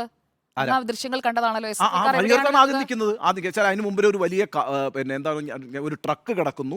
ആ ട്രക്കിന്റെ ഇപ്പുറത്തെ സൈഡിലായിട്ട് ഒരുപാട് പേര്, ഈ പറഞ്ഞ 22 അല്ലെങ്കിൽ ഗവർണർ പറയുന്ന 50 പേര് ഒരു ബാനറും പിടിച്ചു നിൽക്കുന്നു. അതിന് ചുറ്റും പോലീസുകാർ ഇങ്ങനെ വളയം തീർത്ത് നിൽക്കുന്നു. അതാണല്ലോ പോലീസ് കവചം തീർക്കുകയായിരുന്നു എന്ന് ഗവർണർ പറയുന്നത്. അപ്പോൾ ആദ്യം തന്നെ 2 പോലീസ് ജീപ്പുകൾ പോകുന്നു. തൊട്ടു പിന്നാലെ വരുന്ന വണ്ടിയിൽ നിന്ന് അവിടെ വണ്ടി നിർത്തിയിട്ട് ഈ ബാനർ കണ്ട ഗവർണർ അവിടെ നിന്ന് ഇറങ്ങുകയാണ്. അപ്പോൾ അദ്ദേഹം പറയുന്നത് അദ്ദേഹത്തിന് ഫീൽ ചെയ്തു ഇങ്ങോട്ടേക്ക് എറിഞ്ഞു എന്നുള്ളതാണ്. ഇനി അങ്ങനെ എറിഞ്ഞിട്ടുണ്ടെങ്കിൽ അത് വളരെ തെറ്റായ ഒരു കീഴ്വഴക്കമാണ്, തെറ്റായ കാര്യവുമാണ്. ഞാൻ പറയുന്നത് അങ്ങനെ എറിഞ്ഞിട്ടുണ്ട് എങ്കിൽ പോലും ഈ ഒരു ഗവർണർ റോഡിലേക്ക് ഇറങ്ങിയിട്ട് ഞാനൊരു സാഹചര്യം പറയട്ടെ, അങ്ങനെ ഇറങ്ങി നിൽക്കുമ്പം എന്തെങ്കിലും ഒരു ചെറിയ കല്ല് വന്ന് ഗവർണറുടെ ദേഹത്ത് വീഴുന്നു എന്ന് വിചാരിക്കുക. ഒരു അൺവാണ്ടഡ് സിറ്റുവേഷൻ ആരും ഉണ്ടാക്കരുത്. അതിനകത്ത് മുഖ്യമന്ത്രി പറയുന്നൊരു കാര്യമുണ്ട്, നിങ്ങൾ ഒരു you should not be a law and order issue. അതിനകത്തൊരു പ്രോട്ടോക്കോൾ ഉണ്ട്, അത് എല്ലാവർക്കും ബാധകമാണ്. ആ പ്രോട്ടോക്കോളിൻ്റെ ലംഘനം സംഭവിക്കരുത്. അപ്പോൾ അതുകൊണ്ടാണ് ഞാൻ ഈ പറഞ്ഞത്, ഞാനതിനെ ഒരു അൺവാണ്ടഡ് ഇൻസിഡൻ്റ് ആയിട്ടും അൺവാണ്ടഡ് ആക്റ്റായിട്ടുമാണ് കാണുന്നത്. ഇങ്ങനെയല്ല ഒരു ഗവർണർ അല്ലെങ്കിൽ ആരും അധികാരത്തിലിരിക്കുന്ന ആരും പെരുമാറേണ്ട ഒരു രീതി. ഗവർണർ ഇറങ്ങിയിട്ട് FIR ഇട്ടോ? FIR എങ്ങനെയാണ് ഇട്ടിരിക്കുന്നത്? എത്ര പേരുണ്ട് എന്ന് അവിടെ നിന്ന് തന്നെ ചോദിച്ച് ക്ലിയർ തിരുവനന്തപുരം അദ്ദേഹത്തിന്റെ ഓർമ്മയിലുണ്ട്. ആദ്യമായിട്ട് FIR എത്രത്തോളം ദുർബലമായിരുന്നു. തിരുവനന്തപുരത്ത് SFI-ക്കാർ അവിടെ കൃത്യമായി കുത്തിയിട്ടുണ്ട്. അവിടെ ദൃശ്യങ്ങൾ, നമ്മുടെ റിപ്പോർട്ടറിന്റെ തന്നെ ദൃശ്യങ്ങൾ വ്യക്തമായിരുന്നു. കാറിന്റെ ഗ്ലാസിൽ ഈ കരിങ്കൊടിയുടെ കമ്പ് വെച്ച് കുത്തിയിട്ടുണ്ട്. അപ്പോൾ അന്നും ഇതുപോലെ തന്നെ കുത്തിയിട്ടില്ല, ഞങ്ങൾ അവിടെ നിന്ന് കാണിച്ചതേ ഉള്ളൂ എന്നായിരുന്നു ആദ്യത്തെ വേർഷൻ. പക്ഷെ അവിടെ ദൃശ്യങ്ങൾ പുറത്തു വന്നതോടെ ആ ആഖ്യാനം അങ്ങ് മാറി. അവിടെ കൃത്യമായി വകുപ്പിട്ടത് എപ്പോഴാണ്? ഈ പബ്ലിക് പ്രോപ്പർട്ടി അല്ല, ഗവൺമെന്റ് പ്രോപ്പർട്ടി ആണല്ലോ. ഗുരുതരമായ വകുപ്പുകൾ 124 രാജ്ഭവൻ ആവശ്യപ്പെട്ടിട്ട് ഇടുന്നൊരു വകുപ്പാണ്. അത് വളരെ പ്രധാനമാണ്, അക്കാര്യത്തിൽ സംശയമില്ല. പക്ഷേ ഇപ്പോഴത്തെ FIR-ന്റെ പ്രത്യേകത എന്താ? ഇവർക്കാർക്കും ജാമ്യമില്ലാ വകുപ്പ് പ്രകാരമാണ് ഈ FIR ഇട്ടിരിക്കുന്നത് തന്നെ. അതിനകത്ത് ഗവർണർക്ക് ഒരു വരി പോലും അങ്ങോട്ട് ആവശ്യപ്പെടേണ്ടി വന്നില്ല. ഇങ്ങനെയുള്ള വകുപ്പ് ചുമത്തണമെന്ന് പറയേണ്ടി വന്നില്ല. ഗവർണർ കയ്യിലേക്ക് കൊടുക്കുമ്പോൾ തന്നെ ആ FIR സംസാരിച്ചിരുന്നു. അതെ, DGP സംസാരിച്ചിരുന്നു. ഇന്നിപ്പോൾ DGP-യെ കണ്ടിട്ടും അദ്ദേഹം സംസാരിച്ചിട്ടില്ല തിരുവനന്തപുരത്തൊരു പരിപാടിയിൽ. അപ്പോൾ പൊതുവെ ആർക്കും മുഖം കൊടുക്കാതെ പരിഭവങ്ങളും ഒക്കെ ആയിട്ട് നിൽക്കുന്ന ഒരു ഗവർണർ വേഴ്സസ് CM എന്ന് പറയുന്നൊരു സിറ്റുവേഷൻ. പക്ഷേ അത് അത്ര ഗ്രേവായൊരു സിറ്റുവേഷൻ അല്ല. ഞാൻ വിചാരിക്കുന്നില്ല ആരിഫ് മുഹമ്മദ് ഖാൻ ഈ കേന്ദ്രം ഇടപെടേണ്ട ഒരു സാഹചര്യത്തിലേക്ക് ഇത് വികസിപ്പിച്ചു കൊണ്ടുപോകാൻ കഴിയുന്നു. ഗവർണർക്കെതിരെ കരിങ്കൊടി കാണിക്കുന്നു എന്നൊക്കെ പറയുന്നത് കേന്ദ്രത്തിന് ഇടപെടാൻ പറ്റുന്നൊരു സാഹചര്യമൊന്നുമില്ല. പിന്നെ ആകപ്പാടെ ഈ പറയുന്ന 30 പേരുടെ CRPF-ൻ്റെ അത് സ്വാഭാവികമാണ്. കാരണം വെച്ചാൽ ഗവൺമെൻറ്റിന് രാജ്ഭവനിൽ നിന്ന് കേന്ദ്ര ആഭ്യന്തര മന്ത്രാലയത്തിലേക്കൊരു ഇൻറ്റിമേഷൻ പോയിരിക്കുകയാണ്. ഗവർണർ ഇങ്ങനെ ഒരു സ്ഥലത്ത് പോയി കുത്തിരിക്കേണ്ടി വന്നു, ഗവർണർക്കെതിരെ കരിങ്കൊടി പ്രയോഗം നടത്തിയവരെ പോലീസ് കാര്യമായി പരിഗണിച്ചിട്ടില്ല, ഗവർണർക്ക് ഇങ്ങനെയുള്ള ഭീഷണികളുണ്ട് എന്ന് പറയുമ്പോഴത്തേക്ക് സ്വാഭാവികമായിട്ടും ഉണ്ടാകുന്ന ഒരു പ്രോസസ്സാണ് ഈ CRPF-ൻ്റെ സെക്യൂരിറ്റി എന്ന് പറയുന്നത്. അതൊരു വലിയ ഇഷ്യൂ ആയിട്ടൊന്നും കാണേണ്ട, കേന്ദ്രത്തിൻ്റെ ഒരു വലിയ ഇടപെടലായിട്ടൊന്നും ഞാൻ കാണുന്നില്ല അതിനെ. പക്ഷേ CRPF വരുമ്പോൾ ഇനി ഈ പ്രതിഷേധ സമരവുമായി വിദ്യാർത്ഥികൾ മുന്നോട്ട് പോവുകയാണെങ്കിൽ എടുക്കുന്ന വകുപ്പുകൾ അല്ലെങ്കിൽ അവർ കൈകാര്യം ചെയ്യുന്ന രീതിയൊക്കെ വ്യത്യസ്തമായിരിക്കില്ല. അത് വരാനൊന്നും കഴിയില്ല. പക്ഷേ അപ്പോഴും ലോ ആൻഡ് ഓർഡർ സ്റ്റേറ്റിൻ്റെ കയ്യിലാണ്, പോലീസ് തന്നെ നിയന്ത്രിക്കുക. CRPF ചുറ്റും നിന്ന് അത് പ്രതിരോധിക്കും എന്നുള്ളതിനപ്പുറത്തേക്ക് ഇപ്പോൾ ബ്ലാക്ക് കാറ്റ്സ് വരുന്നുണ്ട്, SPG വരുന്നുണ്ട്. ഒരിക്കൽ പോലും ഒരു അൺവാണ്ടഡ് സിറ്റുവേഷനിലൊക്കെ ആണെങ്കിൽ, ഇപ്പം പ്രധാനമന്ത്രിക്കെതിരെ ഒരു മൂവ് നടക്കുകയാണെങ്കിൽ പെട്ടെന്ന് പോലീസ്, ഇപ്പം ഇന്ദിരാഗാന്ധിക്കെതിരെ പിന്നെ വെടിയുതിർക്കുമ്പോൾ പെട്ടെന്ന് വന്ന് ആക്ട് ചെയ്യുന്നത് അവരുടെ സെക്യൂരിറ്റി പേഴ്സണലാണ്. അത്തരം സിറ്റുവേഷനിലൊക്കെ അല്ലേ ഉള്ളൂ. അല്ലാതെ ലോ ആൻഡ് ഓർഡർ സിറ്റുവേഷൻ എപ്പോഴും കൈകാര്യം ചെയ്യുന്നത് സ്റ്റേറ്റ് പോലീസാണ്, അല്ലെങ്കിൽ ലോക്കൽ പോലീസാണ്. CRPF വളരെ ശക്തമായി കോർഡൺ ചെയ്യും. അത് വലിയൊരു, ഇനിയിപ്പോൾ ഈ പറഞ്ഞ കണക്ക് ഇറ്റ് ഇസ് നോട്ട് ഈസി, എളുപ്പമല്ല അദ്ദേഹത്തിൻ്റെ അടുത്തേക്ക് എത്തുക എന്നുള്ളത്. ഈ സമരം മാത്രമല്ല, ഇനിയിപ്പോൾ കോടതിയിലുള്ള കേസുണ്ട് അല്ലേ? ആ. പിന്നെ യൂണിവേഴ്സിറ്റികളുമായി ബന്ധപ്പെട്ട നിയമനങ്ങളുണ്ട്. ഇതിലൊക്കെ ഈ പറയുന്ന പോര് തുടരുമെന്നുള്ള കാര്യത്തിൽ ഒരു സംശയം. അല്ല, ഇനി അങ്ങോട്ടേക്ക് തുടരുകയാണല്ലോ. കാരണം വെച്ചാൽ ഇപ്പം ഈ പറയുന്ന കണക്ക് ഞാനിന്നലെ ഒരു കണക്ക് പറഞ്ഞിരുന്നല്ലോ. ഇതിപ്പോൾ 3 യൂണിവേഴ്സിറ്റികളുടെ വൈസ് ചാൻസലർമാരെ ഹൈക്കോടതി തന്നെ ഇടപെട്ടിട്ട് ഒരു സുപ്രീം കോടതി ജഡ്ജ്മെന്റ്, പിന്നെ 2 ഹൈക്കോടതി ജഡ്ജ്മെന്റ്. അപ്പോൾ അങ്ങനെ 3 പേര് പോയി. 5 യൂണിവേഴ്സിറ്റി വൈസ് ചാൻസലർമാരുടെ കാലാവധി കഴിഞ്ഞു. അവർ കാലാവധി കഴിഞ്ഞു പോയി. ഇനി ഒരു 4 വൈസ് ചാൻസലർമാരുടെ പ്രശ്നമുണ്ട്, കാലിക്കറ്റ് യൂണിവേഴ്സിറ്റി അടക്കം. അവരേക്ക് ഇദ്ദേഹം നോട്ടീസ് കൊടുത്തിരിക്കുകയാണ്, ഗവർണർ നോട്ടീസ് കൊടുത്തിരിക്കുകയാണ്. ആ നോട്ടീസ് കൊടുത്ത് അതിൻ്റെ കാലാവധി കഴിഞ്ഞ് കഴിഞ്ഞാൽ ആ ആളുകളും പുറത്താകും. അപ്പോൾ കേരളത്തിലെ 13 സർവ്വകലാശാലകളിൽ വൈസ് ചാൻസലർമാരില്ലാത്തൊരു സാഹചര്യം വരും. വൈസ് ചാൻസലർമാരെ നിയമിക്കണമെങ്കിൽ നിയമസഭ പാസാക്കിയ പുതിയ ബില്ല് അതിൻ്റെ അടിസ്ഥാനത്തിൽ അത് കഴിയുകയുള്ളൂ. അപ്പോൾ അതാണ് ഇപ്പോൾ ഹൈക്കോടതിയിൽ ചോദ്യം ചെയ്യപ്പെട്ടിരിക്കുന്നത്. ഹൈക്കോടതിയിൽ ഇത് സർക്കാർ പറഞ്ഞിരിക്കുന്ന ഈ വൈസ് ചാൻസലർമാരെ നിയമിക്കാൻ തടസ്സമായി നിൽക്കുന്നത് ഗവർണർ ഈ ബില്ലിൽ ഒപ്പിടാത്തതുകൊണ്ട് ഗവർണറാണ് തടസ്സം എന്നുള്ളതിലേക്കാണ് ആ ആർഗ്യുമെൻറ്റ് പോകുന്നത്. സോ ഈ പറയുന്ന ക്രൈസിസ് മുന്നോട്ട് പോവുക തന്നെയാണ്. അത് ഗവർണർ വേഴ്സസ് സ്റ്റേറ്റ് എന്നതിനേക്കപ്പുറം ചാൻസലർ വേഴ്സസ് സ്റ്റേറ്റ് ആണ്. അതിനെ അങ്ങനെ നമ്മൾ മനസ്സിലാക്കണം. ശരി, കൈവിട്ട കളിയോ എന്നതായിരുന്നു നമ്മുടെ ചോദ്യം. കൈവിട്ട കളിയാണ് എന്ന് തന്നെയാണ് 3 പേരുടെയും അഭിപ്രായം.